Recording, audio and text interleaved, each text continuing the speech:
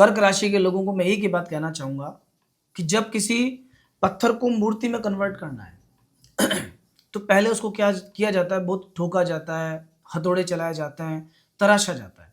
और एक समय के बाद में वो जो बेकार सा पत्थर जो लोगों के पाँव में आ रहा था, वही पत्थर मंदिर में मूर्ति बन जाता है और वो इतना सुंदर लगने लगता है कि ऐसा लगता है साक्षात भगवान वहां बैठे हैं। तो क्या कोई सोच सकता है कि जो पत्थर रोड पे पड़ा हुआ है वो मंदिर में ऐसे पूजा जाएगा? ये सब डिपेंड करता है उस तराशने वाले पर कि कितनी कठिनाइयां उस पत्थर को सहन करनी पड़ी, कितनी चोट उसको सहन करनी पड़ी, किसके उसके बाद वो कितना आगे निखर के आया। तो सेम वही चीज अभी कर्क राशि के लोगों के साथ हो रही है। समय की मार इतनी ज्यादा पड़ रही है कि पैसे से, स्वास्थ्य से, परिवार से, दोस्तों से, हर चीज से लोग परेशान हैं। कर्क राशि के अधिकतर व्यक्ति इस समय पर परेशान है, भले ही कोई भी हो। कोई व्यक्ति और बहुत सुखी भी है ना, तो देख लेना वो कहीं ना कहीं पहले के कंपैरिजन में थोड़ा सा परेशान है। अगर पहले 100% दिन ठीक होंगे तो आज 70% ही होंगे। ये हो रहा है, ये क्यों हो रहा है? अभी ग्रहों की चाल है। सबसे पहले तो बृहस्पति जो आपके 12वें घर में आ गए तो ये खर्चे बढ़ाते हैं, ये फाइनेंस को लेकर प्रॉब्लम क्रिएट करते हैं, व्यक्ति पैसे से परेशान हो जाता है। अष्टम भाव में राहु है।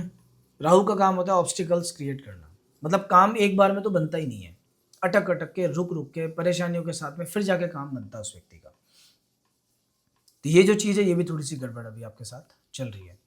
इधर 4 ग्रहों का योग रिसेंटली आपके 8th हाउस में आ चुका है। अभी 8वें घर में 4 ग्रह आने का मतलब क्या होता है कि अभी काम आसानी से नहीं होंगे, क्योंकि चौथे, 8वें और 12वें घर में ग्रह खराब होते हैं। जब 4 ग्रह यहाँ आ गए तो कम से कम 5-7 भावों पर अलग अलग इफेक्ट पड़ रहा है, 7 या 8 घरों पर। इस कारण से अटक अटक के, रुक रुक के काम होंगे, लेकिन घबराने की आवश्यकता नहीं, ये आपकी परीक्षा है। जितना ज़्यादा आप में सहनशीलता रहेगी, बस अच्छे समय की शुरुआत होने वाली है।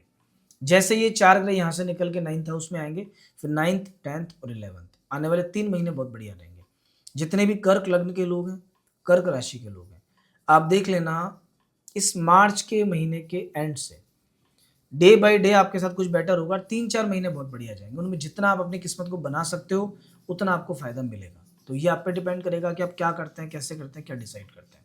खैर, आने वाले 7 दिनों की एक बार बात करते हैं, 9 तारीख से लेकर 15 तारीख तक। तो देखो 9, 10 और 11 3 दिनों में भाग्य आपके साथ है। पंचम भाव के चंद्रमा है, कहीं ना कहीं शेयर मार्केट से, बाकी चीज़ों से विशेष फायदा देता है।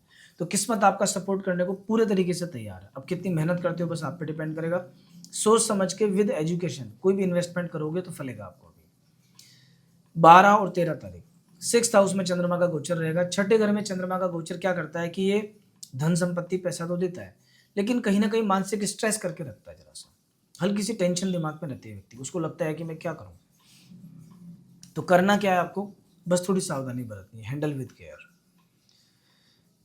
12 तारीख और 13 तारीख इन 2 दिनों में मिले जुले फल आपको मिलेंगे अभी। और 14 तारीख और 15 तारीख में व्यापार के दृष्टिकोण से समय आपका बहुत बढ़िया है। व्यापार व्यवसाय से विशेष सफलता मिलेगी। व्यापार में कोई प्रयोग करना, इन्वेस्टमेंट करना, एक्सपेंड करना, नए लोगों से पार्टनरशिप करना, ये सब चीज़ें फिलहाल ठीक है। ओवरऑल आपका समय ठीक है। राहु और बृहस्पति इन 2 ग्रहों के उपाय आपको आवश्यक रूप से करने चाहिए, हो सके तो केतु के भी। केतु के उपाय करोगे तो धन के मामले में परेशान नहीं होगे। राहु के उपाय करोगे स्वास्थ्य ठीक रहेगा, झगड़े ज़्यादा नहीं होंगे। और स्पेशली अभी इस 1 महीने में लड़ाई झगड़े से बच के रहना। किसी प्रकार की कोर्ट कचहरी, झगड़ा, शत्रु बाधा, ये सब आपके सामने भी आ सकता है। और बृहस्पति का उपाय करोगे तो फालतू खर्चे नहीं होंगे। इस समय पर थोड़ा सा हाथ रोक के चलना, खर्चे बहुत मत करना, नहीं तो अननेसेसरी के खर्चे ज़्यादा होंगे जो आपको परेशान कर देंगे। दोस्तों, एक बहुत बड़ा प्रश्न आपके मन में आ सकता है कि आपकी भी कर्क राशि है और आपके दोस्त की भी कर्क राशि है, आप बहुत सुखी हैं और वो बहुत दुखी है, या आप बहुत दुखी हैं और वो बहुत सुखी है, ऐसा क्यों होता है? राशिफल तो एक है।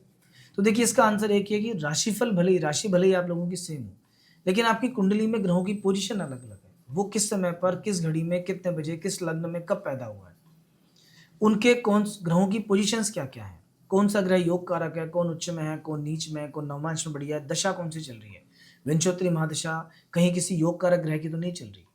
तो ये सब चीज़ों पे भी आदमी का भाग्य और सब चीज़ें डिपेंड करती हैं। बल्कि मेरा तो ये मानना है कि राशिफल जो होता है 30-40% होता है, 60% आदमी की कुंडली होती है। अगर आपको बैलेंस तरीके से आगे बढ़ना है, अगर आप चाहते हो कि प्रॉपर डिसीजन लेके मैं आगे बढ़ूँ, तो एक बार अपनी कुंडली का अवलोकन करना चाहिए, करवाना चाहिए, जिससे एक बार ये पता होना चाहिए आपको कि मेरी लाइफ जा कहाँ रही है, आने वाला समय मेरा कैसा जाएगा। जब एक गाइडेंस आपके पास होगा, एक मैप आपके पास होगा, तब आप बहुत तेज गति से आगे बढ़ोगे। आज आपके सामने 10 रास्ते हैं, हर एक रास्ते पे थोड़े-थोड़े दिन जाके आ जाओ, आप कहीं नहीं पहुँचोगे। लेकिन अगर आपको मालूम है कि इस रास्ते पे जाने से मंजिल मिलने वाली है, तो आप सबसे पहले आप जाओगे, सबसे पहले आप आगे बढ़ोगे। बस यही सारा काम कुंडली का होता है। कुंडली में इसी तरह से गाइडेंस छिपा होता है। तो दोस्तों, हम नेक्स्ट वीक फिर मिलेंगे नए राशिफल के साथ में। और अगर आपने मेरा ये चैनल अभी तक सब्सक्राइब नहीं किया तो प्लीज़ सब्सक्राइब कीजिए। जितने भी आपके लोग कर्क राशि वाले हैं, उन सभी को फॉरवर्ड कीजिए। नमस्कार।